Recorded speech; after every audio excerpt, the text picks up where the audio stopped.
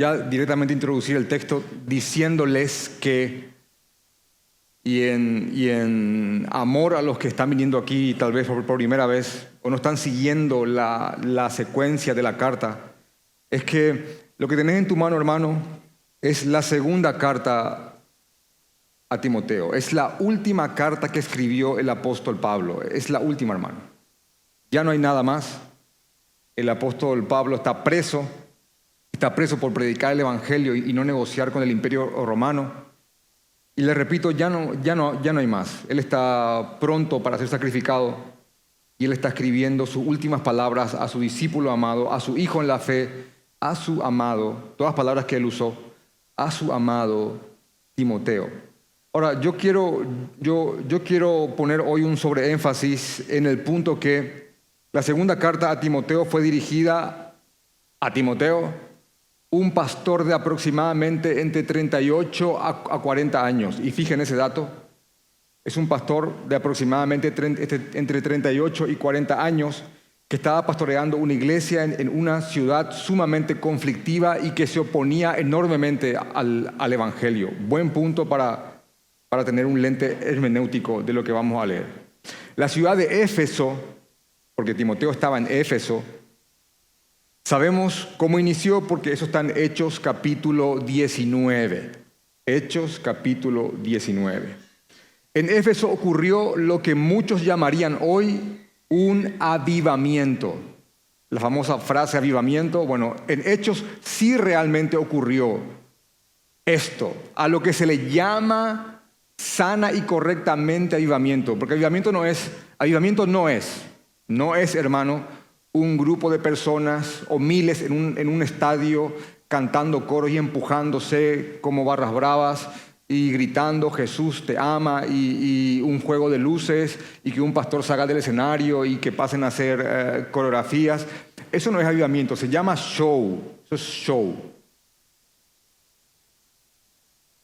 Y si solamente damos un veredicto de avivamiento, palabra que no está en la Biblia, y si damos un veredicto de avivamiento en torno a aglomeración de personas y a bullicio, el mundo está mucho más avivado que nosotros. Ahora, cuando yo me refiero a un avivamiento y por qué yo digo que esto es lo que ocurrió realmente en Hechos, es porque en Hechos 19, del 18 al 20, dice que mucha gente, después de haber oído el evangelio, creían y se arrepentían. Esa es la frase, esa es la palabra clave aquí. Son las palabras claves. Creían y se arrepentían. En síntesis, se convertían al Señor. Ahora Pablo, después de haber predicado el evangelio en Éfeso, fiel a su llamado, fiel a su labor, va a otros lugares para plantar otras iglesias y quedan estos hermanos en Éfeso a tratar de constituir ahí una iglesia local como la que tenemos nosotros hoy aquí. Todos somos parte de la iglesia universal del Señor, entiéndase por eso, la iglesia que trasciende más allá de nación, reino, país, clase social. Pero cuando hablamos de una iglesia local, hablamos de una iglesia que en una localidad, valga la redundancia, se constituye, se organiza, levanta pastores y se vela por la obra. Ahora, Pablo va a otras ciudades y queda ahí un grupo de creyentes, la mayoría de ellos neófitos, nuevos en la fe, para constituir una iglesia local. El tema está en que no pasó mucho tiempo para que esta iglesia empezara a padecer tanto por fuera como por dentro. Rápidamente, no pasó mucho tiempo y ya la iglesia de Éfeso empezó a padecer, repito, tanto por fuera como por dentro. Por fuera, ¿qué cosa les pasaba? Por fuera, la constante oposición de los seguidores de Diana, hecho que van a leer en el alboroto en Éfeso, Hechos 19, versículo 28, que inclusive como la predicación de Pablo y la conversión masiva de personas estaba provocando de que la gente deje la idolatría y la compra de souvenirs de la diosa Diana, diosa de esa ciudad. Una turba de dianistas, vamos a llamarle, fueron a linchar a Pablo y cantaban y gritaban: "Grande es Diana de los Efesios". Así que Pablo se fue, no por cobardía, sino que porque tenía que plantar otras iglesias, pero queda ahí la iglesia a lidiar con la oposición de los seguidores de la diosa Diana. Ahora, por dentro, ¿qué estaba pasando? Por dentro tampoco había pasado ni siquiera mucho tiempo y ya se habían introducido falsos maestros que ganaban adeptos y lograban confundir a muchos verdaderos creyentes. Así que Timoteo, como pastor en Éfeso, tenía que preparar y guiar a la congregación para poder dar una buena batalla, una buena y piadosa batalla, hermanos, por todos los frentes. Imagínense eso, estar acá y estar ahí.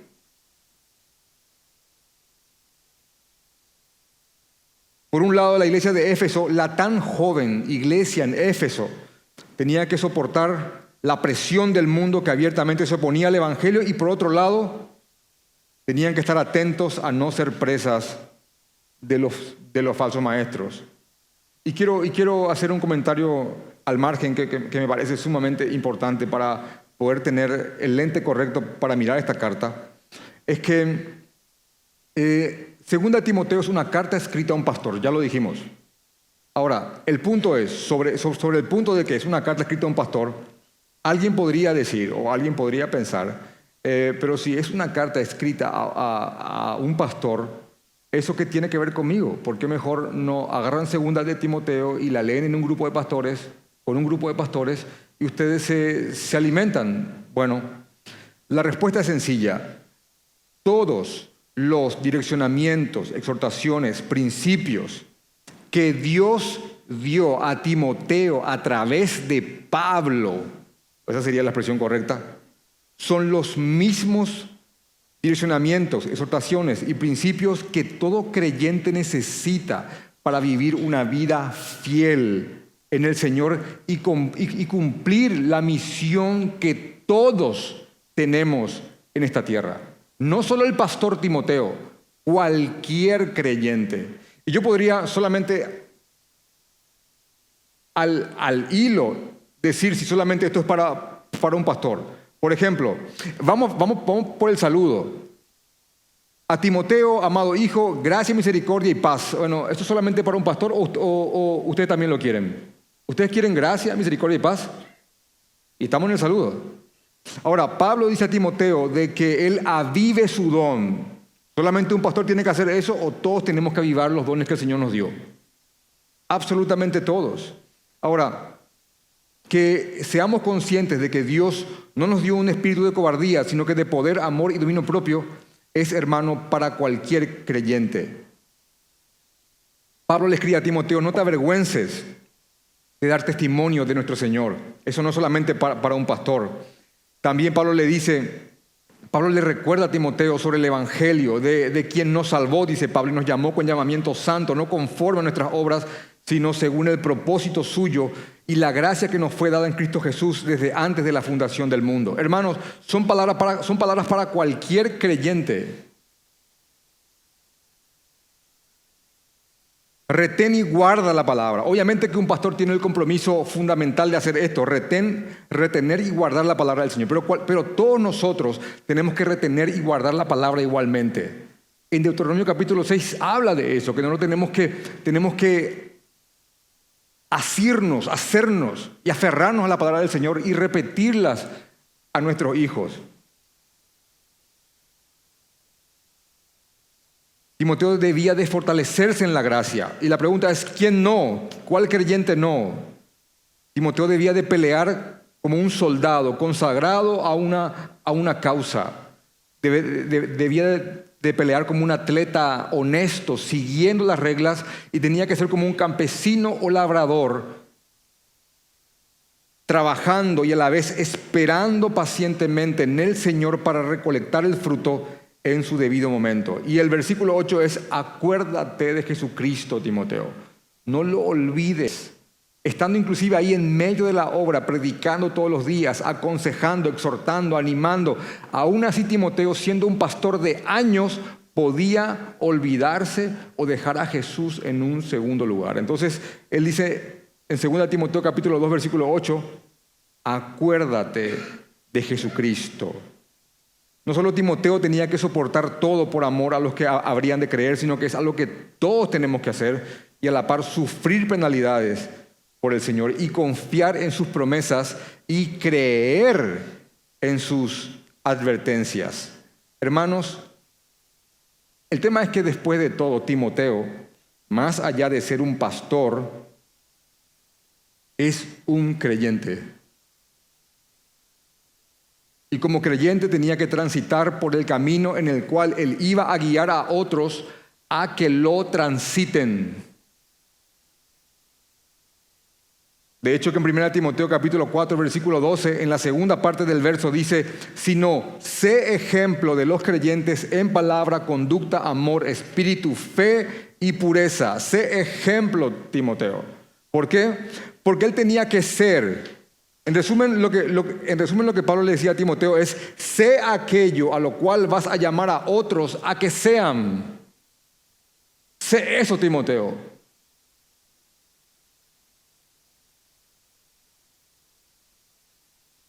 En 1 Timoteo capítulo 1, versículos 3 y 4, Pablo explica perfectamente la misión de Timoteo en Éfeso. Dice, como te rogué que te quedases en Éfeso cuando fui a Macedonia para que mandases a algunos que no enseñen diferente doctrina, ni presten atención a fábulas y genealogías interminables que acarrean disputa, más bien que edificación de Dios, que es por fe, así te encargo hoy. Así que Timoteo tenía que reencauzar a la iglesia en el Evangelio y a través del Evangelio. Tenía que exhortar a los hermanos en Éfeso a que no se desenfoquen perdiendo el tiempo en palabrería sin sentido. De hecho, que por eso la dirección específica de que ni presten atención a fábulas ni a genealogías interminables, porque lo que hacían los judíos y los griegos eran empezar a conversar y a ver hijo de quién, genealogías. Hijo de quién, y empezaban ahí a divagar en palabras. De hecho, que la palabra divague no es una virtud. ¿Qué estuvimos haciendo? Se le hizo un grupo de jóvenes y estábamos divagando. Y eso significa, estábamos pensando en completo desorden y sin sentido. Confesos somos de eso. Cuando uno utiliza esa palabra. Y lo que yo quiero mostrarles hoy es, una de las ideas principales que yo quiero mostrarles hoy es que la manera en debilitar una iglesia, la mejor manera en debilitar una iglesia es atacándola en aquello que más la fortalece y es su comunión con el Evangelio. Sin Evangelio no hay iglesia. Y cuando hay iglesia, y cuando hay Evangelio en una iglesia, y el Evangelio es dejado de lado por cualquier cosa, esa iglesia va rumbo a sufrir. En la carta, Pablo ya le había dicho a Timoteo de que él tenía que retener la forma de las sanas palabras que oyó de él. Versículo 13 del capítulo 1. Timoteo, retén la sana forma de las palabras que oíste de mí. Retén el Evangelio. Guárdalo, Timoteo, en fe, en amor. Considéralo como un tesoro, como un buen depósito. Pablo constantemente usa ilustraciones para que tengan los conceptos, brillen y tengan sentido en la ilustración, en la metáfora. Imagínense cómo había usado estos ejemplos del soldado, atleta y campesino. Bueno, él enseña de esa forma para hacer que la palabra sea lo más digerible posible. Y hoy día estamos tratando de predicar de esta forma, para que todos, ya sean nuevos en la fe o creyentes de años, puedan salir alimentados con la palabra del Señor. En esta parte de la carta, en segunda de Timoteo, 14 al 19, Pablo va a hablar acerca de un obrero, de cómo debe de ser un obrero fiel, un obrero bueno.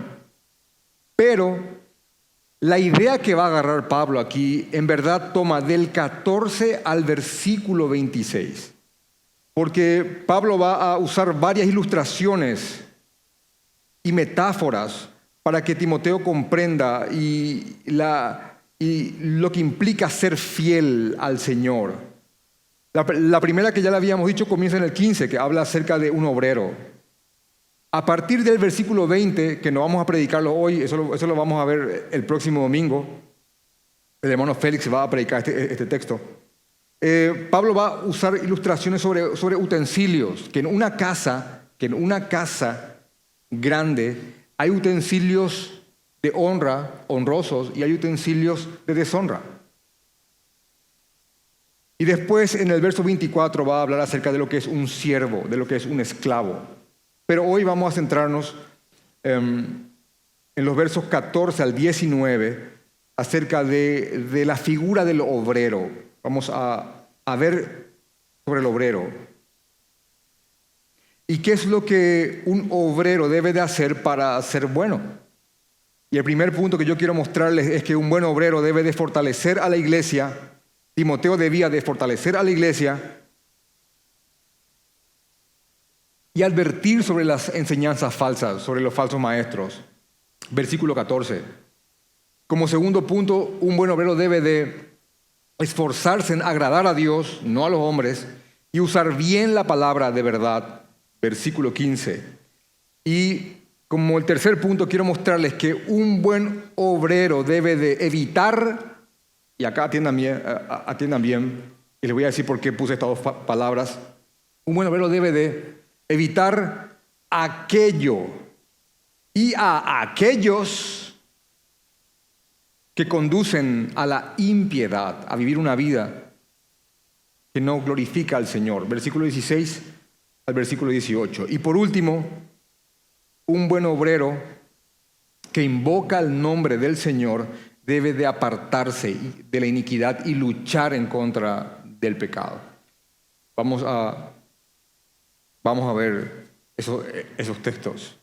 Ahora, una vez más, estas no son solamente palabras para un pastor, son palabras y principios y direcciones para cualquier creyente. Segunda de Timoteo capítulo 2, del 14 al 19 dice así: recuérdales esto, exhortándoles delante de Dios a que no contiendan sobre palabras, lo cual para nada aprovecha, sino que es para perdición de los oyentes.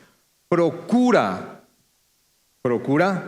con diligencia presentarte a Dios aprobado como obrero que no tiene de qué avergonzarse, que usa bien la palabra de verdad.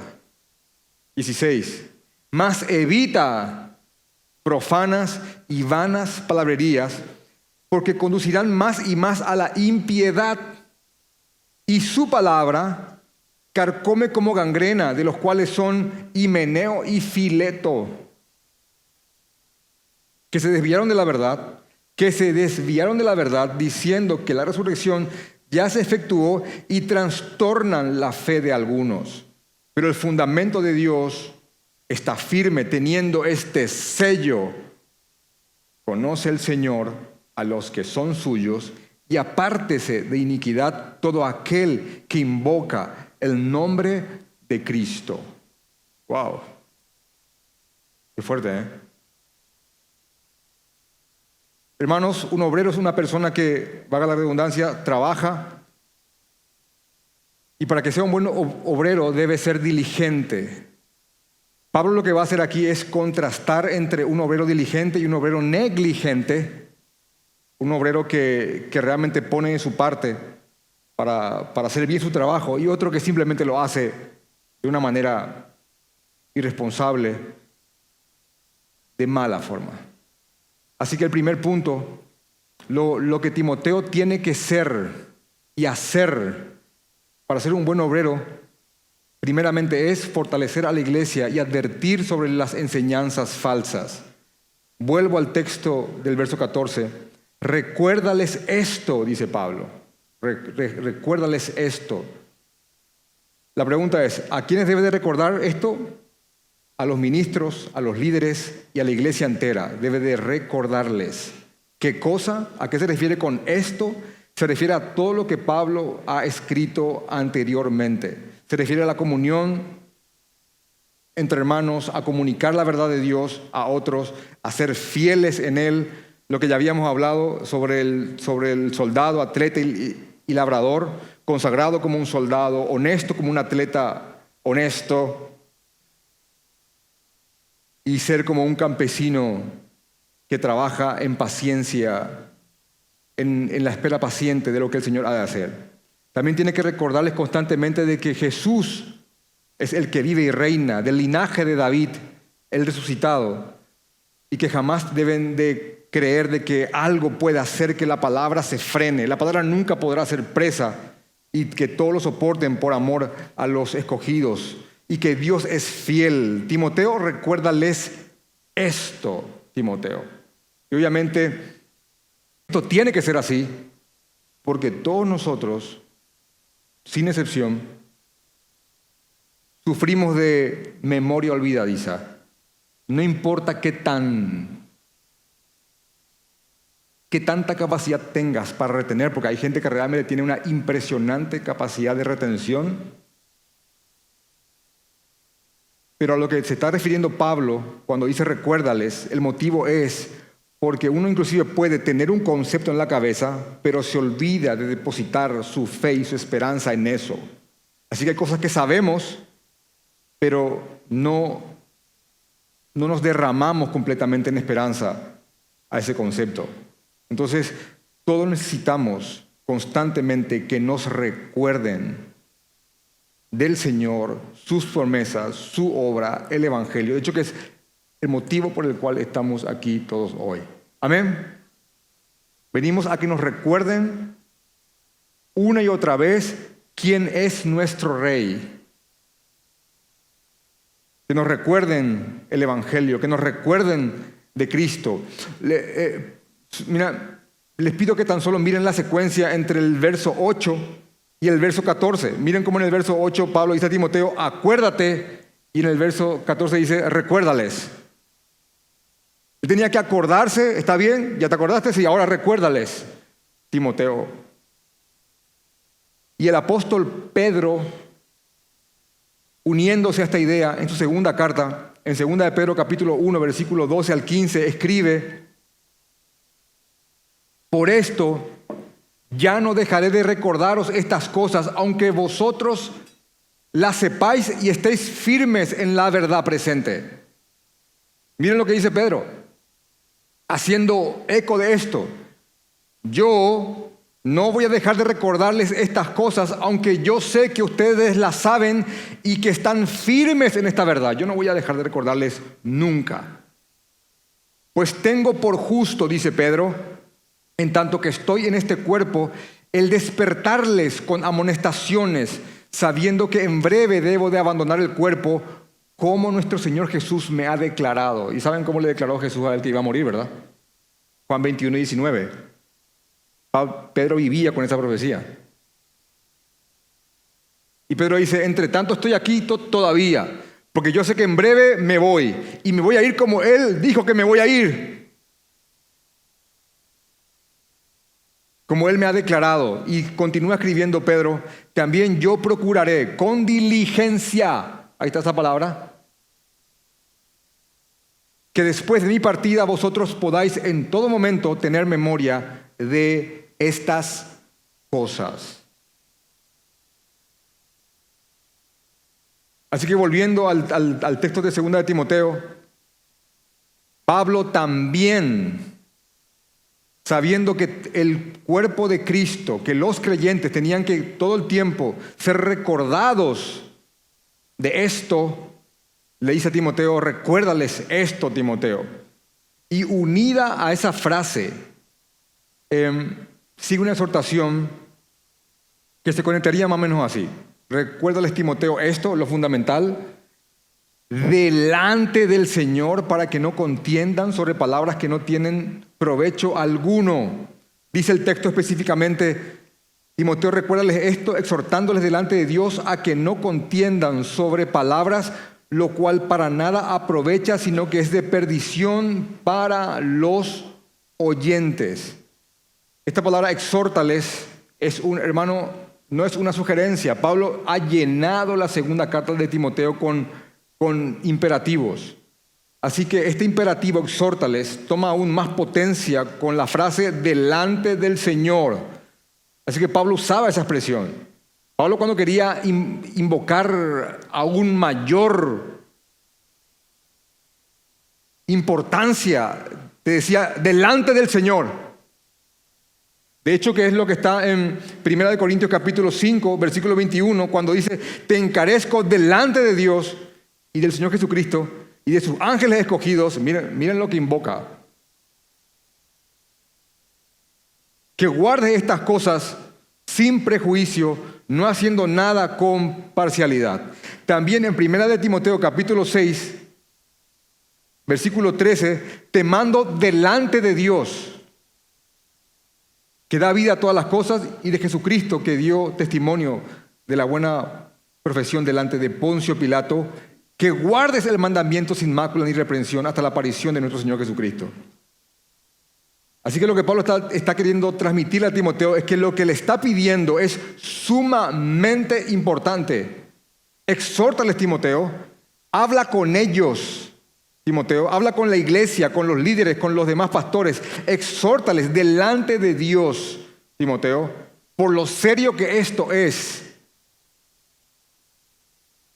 a que no contiendan sobre palabras, lo cual para nada aprovecha, sino que es para perdición de los oyentes. Y miren cómo él dice, no hagan cosas que provoquen que aquellos que los están oyendo se desvíen, se pierdan. Los efesios, por su propia cultura, eran bastante buenos para argumentar y discutir. Eran griegos, hermanos. Y por eso en ocasiones podían caer en discusiones interminables, inútiles, sobre cosas que no tenían ningún provecho, perdiendo de vista lo que realmente importa. Pablo ya había tocado este tema en la carta anterior con mucho más énfasis, y aquí lo estaba haciendo de nuevo. Ahora, esta tendencia cultural de los griegos, de los efesios, en debatirlo todo, en argumentar en contra de todo, eran buenos en el habla, en la parla. Fue utilizada por los falsos maestros. ¿Por qué? Porque muchos de los temas que eran discutidos fueron introducidos por falsos maestros y tuvieron un efecto sumamente dañino y destructivo en la iglesia. Estas cosas que para nada aprovechan eran simplemente de perdición para los oyentes. Y Satanás utilizó esto y a sus falsos ministros para debilitar tremendamente a la iglesia en Éfeso, engendrando terribles discordias entre hermanos. Así que el primer mandamiento, el primer direccionamiento a Timoteo es: Timoteo, protege a la iglesia, prepárala, fortalécela y exhórtala delante de Dios con ese énfasis a que se enfoquen en el evangelio y no contiendan sobre cosas que no tienen sentido, hermano. El segundo punto, a lo que nos lleva esto, es al segundo punto, y la segunda cosa que Timoteo debía de hacer como un buen obrero era esforzarse en agradar a Dios y usar bien la palabra de verdad. En el versículo 15 dice: procura con diligencia presentarte a Dios aprobado como obrero que no tiene de qué avergonzarse, que usa bien la palabra de verdad. A diferencia de los falsos maestros que estaban dañando a la iglesia, que pervierten la verdad de Dios, Timoteo debía esforzarse con diligencia en presentarse a Dios aprobado, no a los hombres, a Dios. Con diligencia, ¿por qué? Porque debía de persistir en lograr el objetivo tomando todos los recaudos necesarios y siendo fiel a la palabra del Señor. El propósito era agradar a Dios, hermanos, les repito, no a los hombres. En el libro de Gálatas, capítulo 1, versículo 10, dice Pablo, pues, ¿busco ahora el favor de los hombres o el de Dios? ¿O trato de agradar a los hombres? Pues si todavía agradara a los hombres, dice Pablo, no sería siervo de Dios. Timoteo debía vivir buscando agradar a Dios y de esa forma ser un ejemplo de todos los creyentes. Debía de verse eso en él. Y por consiguiente, él tenía que buscar ser un obrero que no tenía nada de qué avergonzarse. ¿Por qué? Porque usa bien la palabra de verdad. William Hendrickson, un comentarista ya muy conocido por nosotros, escribe lo siguiente. Dice, entonces Timoteo debía ser un obrero y no un parlanchín. Me gusta esta frase, esta palabra. Además, su obra debe de ser de tal manera que no le produzca vergüenza ni le cause temor de verse avergonzado cuando oiga el veredicto divino al respecto en aquel día.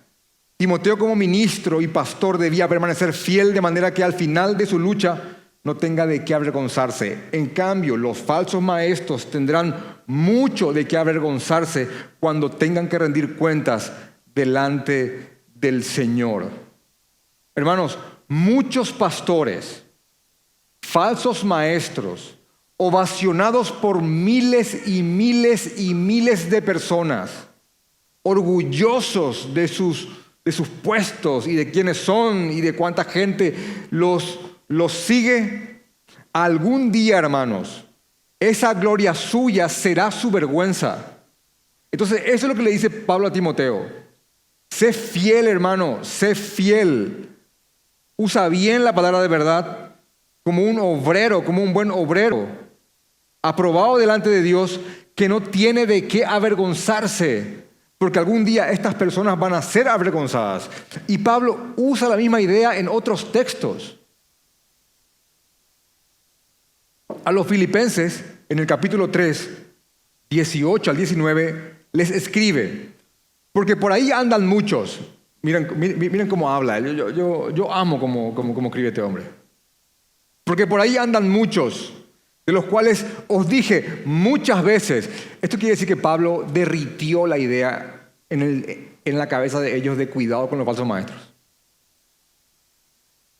Por ahí andan muchos, de los cuales os dije muchas veces, y aún ahora lo digo llorando, que son enemigos de la cruz de Cristo,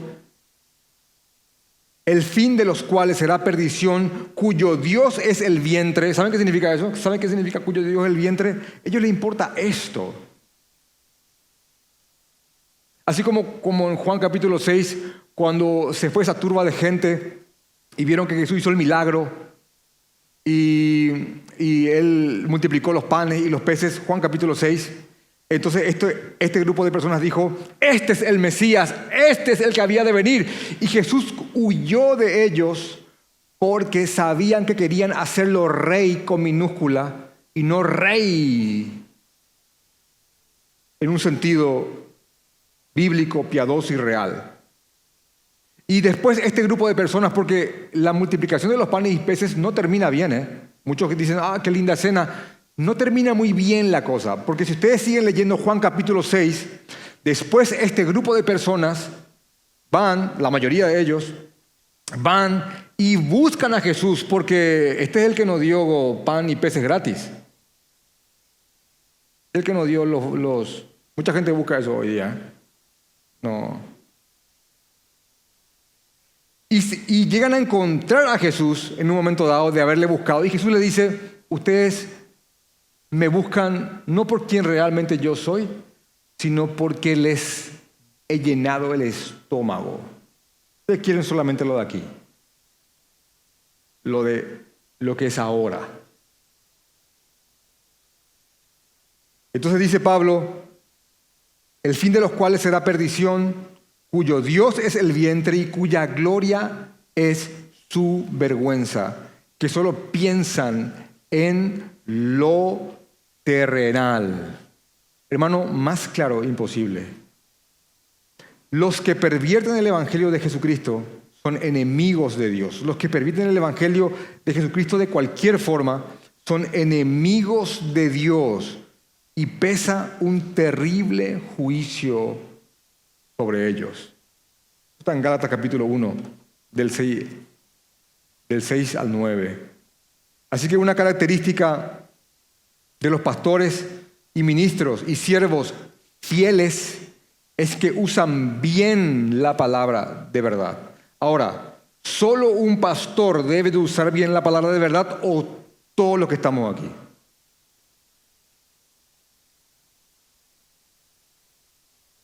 Todos los que estamos aquí, hermanos. No uses mal la palabra del Señor. Ni en tu culto privado, ni en tu culto familiar. No lo hagas. Si hay algo ahí que no te está gustando, es por tu bien.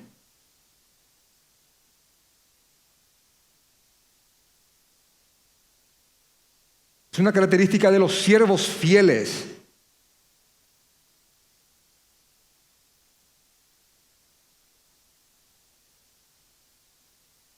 En la primera carta, ya le había dicho Pablo, en 1 Timoteo capítulo 1, del 6 al 11, de que ya habían algunos que queriendo ser doctores de la ley, sin entender ni hablar lo que afirman, usaban mal la palabra de Dios. Porque dice Pablo, porque la ley es buena si se usa legítimamente. Hermano, esto es bueno si se usa legítimamente. Ahora, esto puede ser usado de una manera pecaminosa. ¿Saben eso?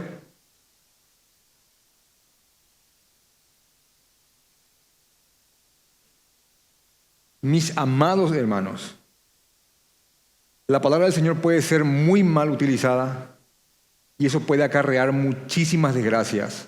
Y yo les digo, cada herejía, cada mentira que ha dañado al cristianismo en su seno, tiene su versículo de apoyo, hermanos. Su supuesto versículo de apoyo.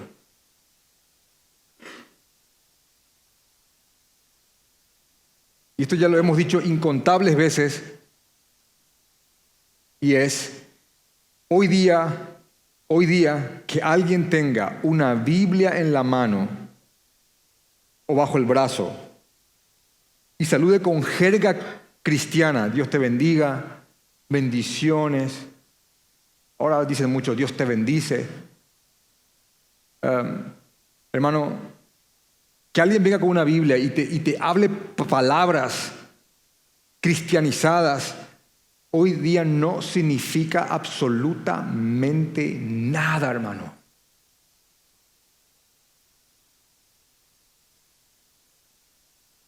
Los lobos están cada vez más pulidos y evolucionados en sus formas de engañar. Así que Timoteo debía de ser diligente y procurar ser aprobado por Dios, no por los hombres. Él tenía que decir lo que a Dios agradaba, no lo que agradaba a los hombres. Tenía que ser un buen obrero para que cuando llegue el día de su juicio no tenga de qué avergonzarse por haber usado bien la palabra de verdad. Y eso nos lleva al tercer punto de lo que tenía que hacer Timoteo, y era evitar aquello y a aquellos que conducen a una vida no piadosa o a una vida de impiedad que no glorifica al Señor. Y el punto es de que dice en el versículo 16, mas evita profanas y vanas palabrerías, otra vez la idea, porque ahora va a decirte a lo que te conduce. Te dice más arriba, evita, pero ahora va a mostrarte a dónde te lleva. Dice, porque conducirán más y más a que no vivas una vida que glorifique al Señor. impiedad.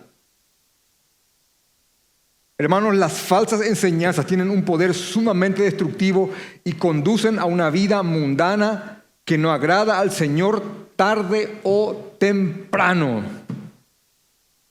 La advertencia del verso 16 es clarísima. Y la palabra inicial, más evita, indica un contraste con el uso bueno de la palabra de Dios y con la advertencia de esas profanas y vanas palabrerías. Lo mismo Pablo le dijo a Tito en el capítulo 3, versículo 9. Hermanos, Pablo no se está refiriendo aquí, y quiero aclarar esto, Pablo aquí no se está refiriendo a una conversación prudente y sabia entre hermanos para intercambiar pensamientos sobre algún punto. No se refiere a eso.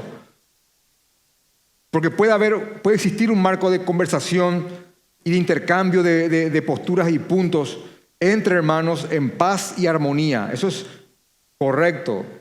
Acá a lo que Pablo se refiere es a conversaciones sin sentido, vanas, frívolas, pecaminosas, heréticas, que nos hacen divagar sin rumbo, que conducen más y más a que nos alejemos de Cristo y por ende vayamos hacia la impiedad. Y la pregunta es, ¿por qué estas palabras conducen a la impiedad? Y la respuesta es sencilla, justamente porque provocan todo lo opuesto a lo que nos llama el verso 8 del capítulo 2. Acuérdate de Jesucristo. Bueno, esto provoca totalmente lo opuesto. Este tipo de palabras profanas y vanas nos alejan de Él, y esto es algo sumamente importante. Alejarse de Jesús es acercarse al pecado. Alejarse de Jesús es inevitablemente acercarse al pecado. No hay un punto neutro.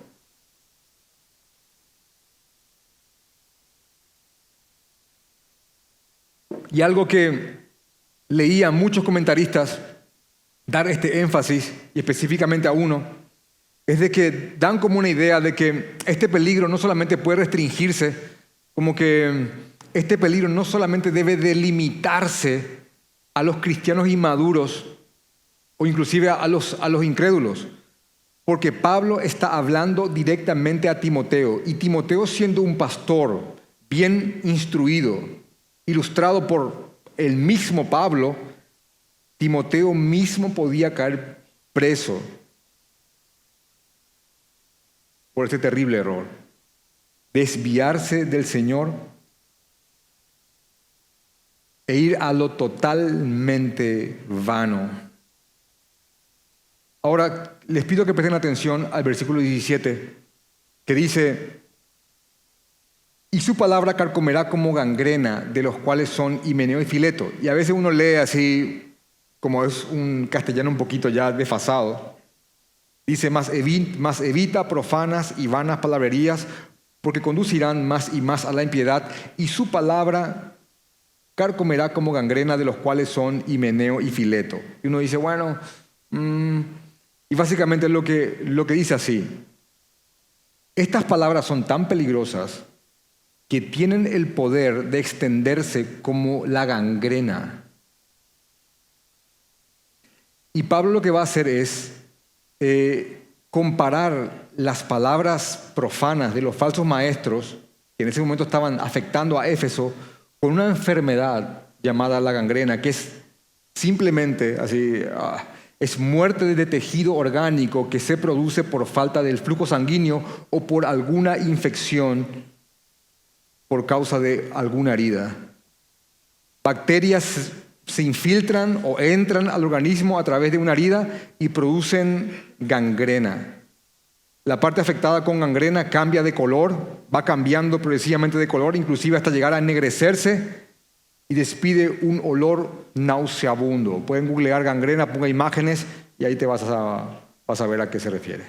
A veces hay manos que están totalmente ennegrecidas y la gangrena va tomándoles. Y él dice, Timoteo, hermanos, cuidado con la palabra de los falsos maestros. Cuidado cuando infiltran en la iglesia palabras falsas, porque esas palabras tienen el efecto de la gangrena en un cuerpo sano. Lo van afectando de a poco. El equivalente, la palabra de los falsos es el equivalente a eso. Así también cualquiera que se exponga a la palabrería de los falsos maestros puede llegar a estar sumamente confundido en cuanto a su fe. Y ahora, algo que yo quiero mostrarles aquí, y vamos a erradicar un concepto sumamente no bíblico. A veces cuando nosotros denunciamos, por ejemplo, como falso maestro a Benny Hinn, que es un falso maestro, o cuando decimos Maldonado es un falso maestro, Guillermo Maldonado, o Cash Luna, que es un falso maestro, y no sé qué otro más. Acá podría poner una lista enorme y podría pedir sugerencias y vamos a estar todo el resto del culto. Lo que se dice es, no lo digas. No hace falta que digas el nombre. Pero no es el ejemplo que encontramos en la Biblia. Pablo nos dice, así como hablan esos que ya sabemos, Timoteo. Ya sabe a quién me refiero, Timoteo, para no ofender. Él dice aquí, cuídate de ellos, porque su palabra es como la gangrena, como lo hacen Himeneo y Fileto. Himeneo y Fileto. ¿Y saben qué dice en la carta pasada? Himeneo y Alejandro. Los denuncia públicamente. La pregunta es, ¿por qué nosotros no? Se dice el pecado, pero no el pecador. Dame ese proverbio, hermano, que yo no lo he encontrado hasta hoy día. Era tan serio esto que no daba para dar vueltas. Eran Himeneo y Fileto.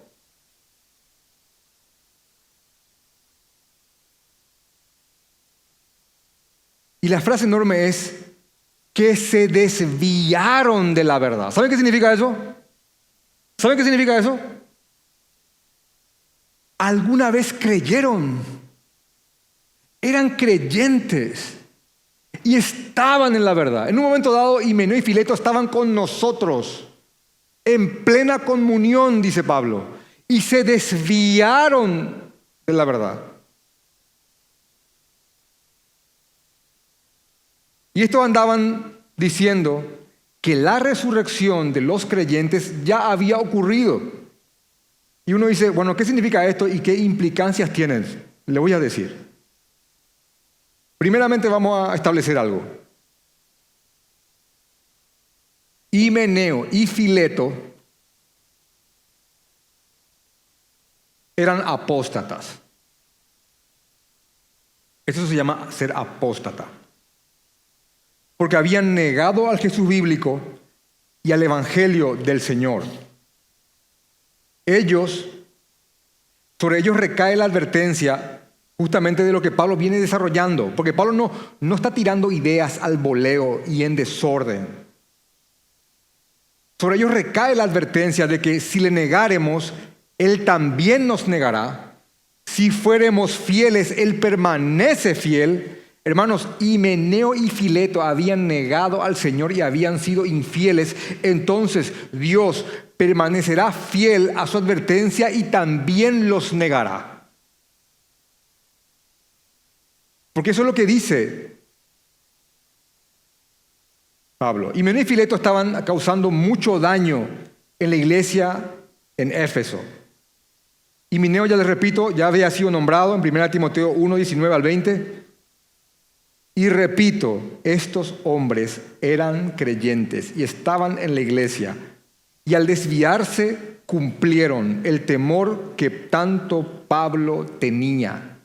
¿Saben lo que había escrito Pablo a los hermanos en Éfeso, en la región, para toda la región, incluyendo Éfeso? En Hechos 20, 29 al 30, Pablo dice, porque yo sé porque yo sé que después de mi partida entrarán en medio de vosotros lobos rapaces que no perdonarán al rebaño. Y miren lo que dice a continuación. Y de vosotros mismos se levantarán hombres que hablen cosas perversas. ¿De dónde? De vosotros mismos, de entre ustedes, hombres que se van a apartar de la verdad y van a hablar cosas perversas para arrastrar tras sí a los discípulos. Versículo 31, por tanto, velad. Estén atentos. Y Pablo dice, porque yo sé, eso va a pasar, apenas yo me voy, eso va a pasar. Y Meneo y Fileto junto con otros, porque el texto lo que está diciendo es que había otros, pero habían como dos cabecillas. Un pastor les dice los hermanos Gangrena. Y Meneo y Fileto. No hay muchas especificaciones de cómo desarrollaron su herejía de la resurrección, pero básicamente ellos lograron insertar esto en la iglesia. Hermano, ya estamos resucitados, ya no vamos a resucitar más, ya está. Y la resurrección es una doctrina fundamental del cristianismo, ya que es una promesa de Cristo y es una de las cosas que él logró con su muerte.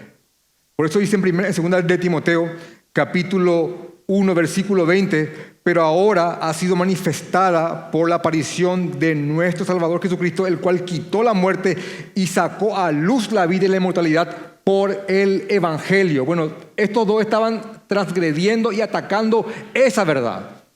Y esa es una esperanza para nosotros, hermanos, es una esperanza nuestra, que algún día vamos a volver a vivir en plena comunión con el Señor Jesús. Y estos decían, no, eso ya ocurrió. Y al parecer estos hombres griegos negaban la futura resurrección proponiendo algún tipo de resurrección más que nada como que filosófica. Y aparentemente eran tan buenos palabreros, eran tan buenos, como se dice en el papo, que podían divagar inmensamente, que desestabilizaban la fe de muchos. Y podían, inclusive, lograron meter estas conversaciones en la iglesia, y la iglesia estaba desenfocándose del Evangelio y debatiendo lo que habían introducido Himeneo y Fileto. Y así trastornaron la fe de algunos. Quiero leerles un texto que escribe este comentarista también que estamos leyendo mucho, Vanderberg, sobre el 2 de Timoteo. Y dice así: para el pensamiento griego, el cuerpo, para el pensamiento griego de la época, el cuerpo era inferior al alma. Aquel era como un peso para el alma que la retenía en sus altas aspiraciones y la ahogaba en lo material. El momento más hermoso de la existencia es cuando uno moría y el alma alcanzaba su estado más puro. Por tanto, la resurrección de entre los muertos para los griegos era una cosa repugnante, una denigración detestable del alma. Y Himeneo y Fileto no podían abandonar este pensamiento, que el cuerpo es inferior al alma. No podían abandonar esto, de modo que querían sostener esto y a la vez querían estar en el Evangelio.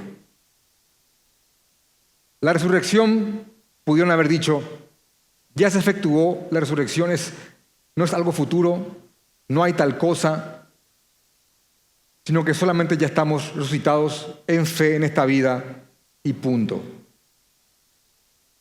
Todo este palabreo, filosofando de aquí para allá, hermano, pudo haber introducido en confusión a muchísimos hermanos. Hermanos, hoy en día tenemos a muchísimos Himeneos y Fileto operando por ahí, palabreando, utilizando jergas cristianas, versículos bíblicos, citas. ¿Y saben cuándo confunde mucho un falso maestro? Cuando más saborizante a cristianismo tiene. Hermanos, de verdad, yo no temo tanto al que viene negando directamente a Cristo, soy ateo o soy de otra religión, pero cuando vienen personas con la Biblia, usando jerga cristiana, entrelazándose con conceptos mitad verdad, media verdad,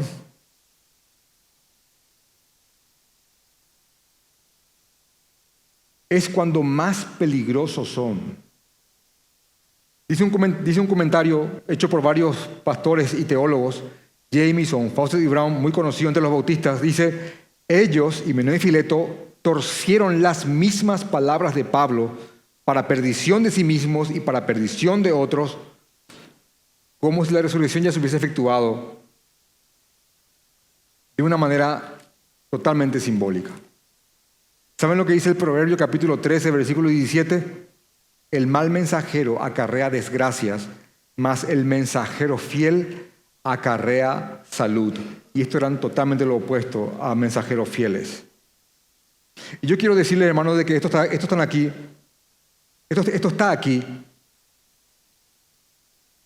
para que todo pastor, ministro del Señor, siervo de Dios, sepa cómo deben de conducirse y para que también puedan reconocer cómo se manejan y conducen los falsos maestros. Esto está aquí por algo, hermanos. Porque a la manera de Himeneo y Fileto es que se mueven muchos en el día de hoy. Y repito, y no me voy a cansar de repetirles, cuanto más se parecen a los verdaderos, son aún más peligrosos. Pero eso nos lleva al cuarto y último punto, que todo siervo del Señor, todo buen obrero, mejor dicho, todo buen obrero que invoca el nombre de Cristo debe de luchar y apartarse de la iniquidad. El verso 19 dice lo siguiente: pero el fundamento de Dios está firme. Estas son palabras de fortalecimiento, consuelo y ánimo. Hermanos, el fundamento de Dios está firme. Yo les digo que estas son palabras de muchísimo ánimo para mí como pastor y creo que de mucho ánimo para cualquier creyente, que el fundamento de Dios está firme. No importa qué tanto la falsedad golpee y afecte a la iglesia, nunca el fundamento del Señor va a poder ser transgredido. El Señor siempre va a rescatar y va a hacer que brote un remanente fiel de cualquier parte y en cualquier momento. El fundamento de Dios está firme teniendo este sello. Y la palabra sello se refiere a algo que autentica algo y que es un símbolo de propiedad, como cuando marcamos las vacas o cuando una carta lleva un sello que dice: esta carta fue escrita por tal persona. Teniendo este sello, conoce el Señor a los que son suyos. Dios conoce a los que son suyos. Himeneo y Fileto no lo eran, no eran del Señor. Timoteo debía de ser fiel. Himeneo y Fileto, dice un comentarista, rompen lo que Pablo y Timoteo han edificado. Los predicadores del Evangelio son edificadores. Edifican la casa de Dios, la iglesia o congregación, pero los falsos maestros no son edificadores, sino destructores. Pero esto es un consuelo para cada creyente. El fundamento está firme y hay un sello de garantía que dice: el Señor conoce a los que son suyos. Y esto es son como palabras de consuelo, porque uno dice: bueno, hay falsos maestros pervirtiendo la verdad, y uno dice: ¿hasta dónde van a llegar? ¿Qué van a poder hacer? Y es como si fuera que Pablo le dice a Timoteo: tranquilo, Timoteo, por más que operen y tengamos que oponernos a ellos, Dios conoce a los que son suyos. Yo quiero añadir lo que dice Juan capítulo 10, 27 al 28. Dice Jesús: mis ovejas oyen mi voz y yo las conozco y me seguirán. Y yo les doy vida eterna y no perecerán jamás, y nadie las arrebatará de mi mano. Hermano, hay una esperanza que tenemos todos nosotros, que predicamos el Evangelio, pastores y no pastores, siervos en general. Hay una esperanza que tenemos nosotros. El Señor conoce a los que son suyos. Y el Señor no permitirá, por decreto divino, por la gracia que le ha sido a cada creyente desde antes de los siglos, desde antes de la fundación del mundo, Dios no permitirá que un creyente muera aferrado a la falsedad. No me refiero a que de alguna forma pueda creer alguna que otra doctrina no salvífica, periférica, que haga que tenga discordancias con otros hermanos en cuanto a ciertas cosas. Se bautiza así o se bautiza así. Bueno, ya sabremos quién tuvo razón. Lo que me refiero es que el Señor es fiel y no permitirá que los suyos no escuchen el mensaje de salvación.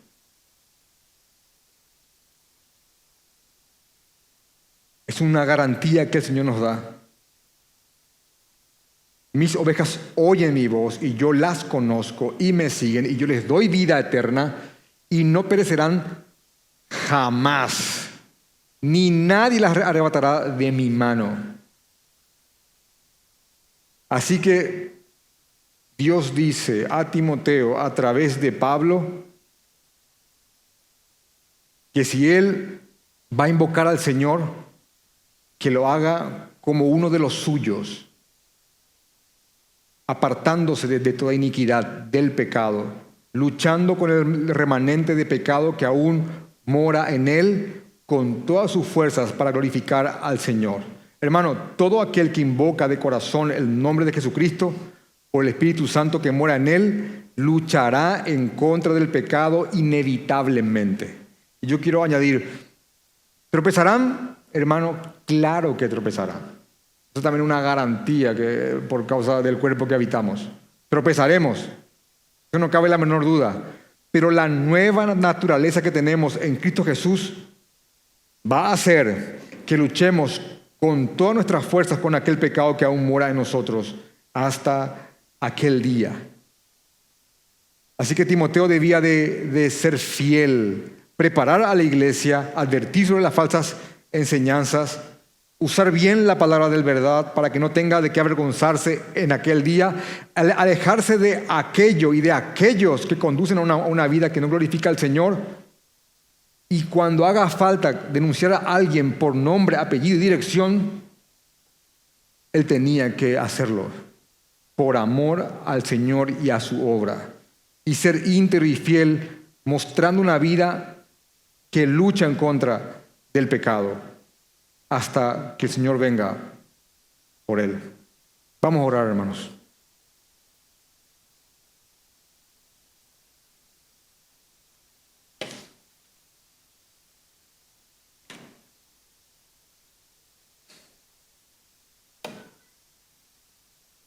Gracias, Señor. Te pido, Padre, que nos fortalezcas en tu verdad. Ayúdanos, Señor. Padre, estas palabras fueron escritas para un pastor, pero te pido, Padre, que nos ayudes a no contender por cosas que no tienen sentido, por palabras vanas. Ayúdanos a no ser instrumentos de perdición para nuestros oyentes. Ayúdanos, Señor. Queremos ser instrumentos en tus manos. Queremos ser canales de tu evangelio, Señor. Señor, queremos presentarnos aprobados delante de tu persona. Ayúdanos a luchar en contra de la tentación de agradar a los hombres. Ayúdanos, Señor, a vivir vidas piadosas, Señor. Ayúdanos a evitar las palabras que carcomen como la gangrena. Guárdanos, Señor, de los himeneos y de los filetos. Guárdanos, Señor. Hay muchos por ahí. Hay muchos por internet. Hay muchos por redes sociales, Señor. Guárdanos de ellos, Padre. Padre, guárdanos de aquellos que se desviaron de tu verdad y ahora están golpeando a tu cuerpo. Tu fin será la vergüenza, Señor.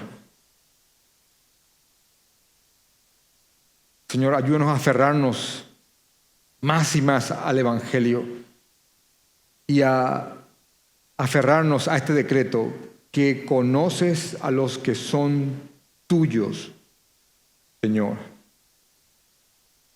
Ayúdanos, Padre, a apartarnos de la iniquidad y vivir vidas que glorifiquen a Jesucristo. Amén. Amén.